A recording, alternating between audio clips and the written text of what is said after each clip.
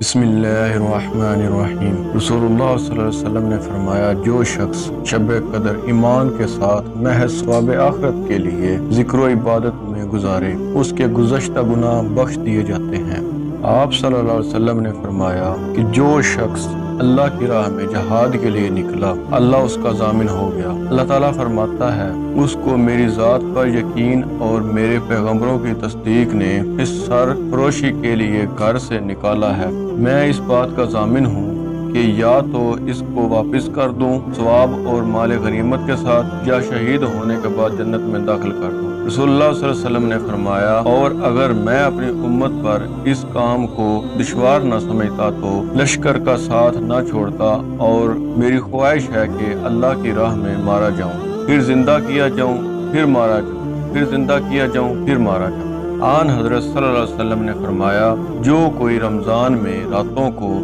ایمان رکھ کر اور ثواب کے لیے عبادت کرے، اس کے اگلے گناہ بخش دیے جاتے ہیں۔ آن حضرت صلی اللہ علیہ وسلم نے فرمایا، جس نے رمضان کے روزے ایمان اور خالص نیت کے ساتھ رکھے، اس کے پچھلے گناہ بخش دیے گئے۔ آن حضرت صلی اللہ علیہ وسلم نے فرمایا، بے شک دین آسان ہے، اور جو شخص دین میں سختی اختیار کرے گا تو دین اس پر غالب آ جائے گا اور اس کی سختی نہ چل سکے گی۔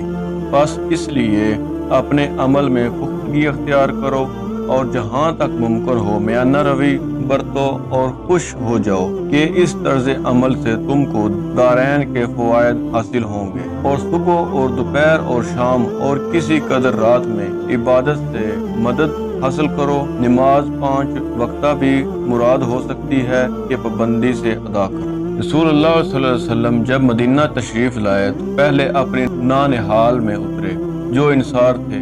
اور وہاں آپ نے 16 یا 17 ماہ بیت المقدس کی طرف منہ کر کے نماز پڑھی، اور آپ کی خواہش تھی کہ آپ کا قبلہ بیت اللہ کی طرف ہو۔ جب بیت اللہ کی طرف نماز پڑھنے کا حکم ہو گیا تو سب سے پہلے نماز جو آپ نے بیت اللہ کی طرف پڑھی عصر کی نماز تھی۔ وہاں آپ صلی اللہ علیہ وسلم کے ساتھ لوگوں نے بھی نماز پڑھی۔ پھر آپ کے ساتھ نماز پڑھنے والوں میں سے ایک آدمی نکلا اور اس کا مسجد بنی حارثہ کی طرف گزر ہوا تو وہ لوگ رکوع میں تھے۔ وہ بولا کہ میں اللہ کی گواہی دیتا ہوں کہ میں نے رسول اللہ صلی اللہ علیہ وسلم کے ساتھ مکہ کی طرف منہ کر کے نماز پڑھی ہے۔ یہ سن کر وہ لوگ اسی حالت میں بیت اللہ کی طرف گھوم گئے، اور جب رسول اللہ صلی اللہ علیہ وسلم بیت المقدس کی طرف منہ کر کے نماز پڑھا کرتے تھے، یہود اور عیسائی خوش ہوتے تھے،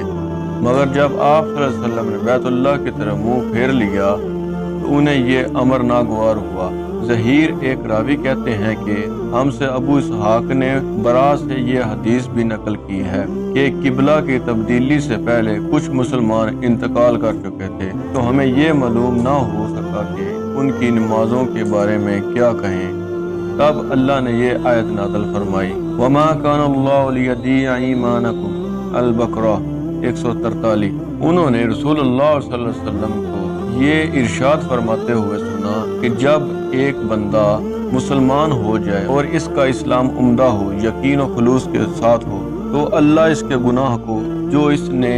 اس اسلام لانے سے پہلے کیا معاف فرما دیتا ہے، اور اب اس کے بعد کے لیے بدلہ شروع ہو جاتا ہے۔ یعنی ایک نیکی کے عوض 10 گناہ سے لے کر 700 گناہ تک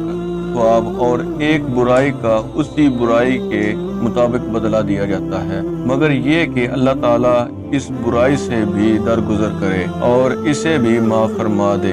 یہ بھی اس کے لیے آسان ہے۔ رسول اللہ صلی اللہ علیہ وسلم نے فرمایا کہ تم میں سے کوئی شخص جب اپنے اسلام کو عمدہ بنا لے، یعنی نفاق اور ریا سے پاک کر لے، تو ہر نیک کام جو وہ کرتا ہے اس کے لیے اس کے عوض 10 سے لے کر 700 گنا تک نیکیاں لکھی جاتی ہیں، اور ہر برا کام جو کرتا ہے تو وہ اتنا ہی لکھا جاتا ہے جتنا کہ اس نے کیا ہے۔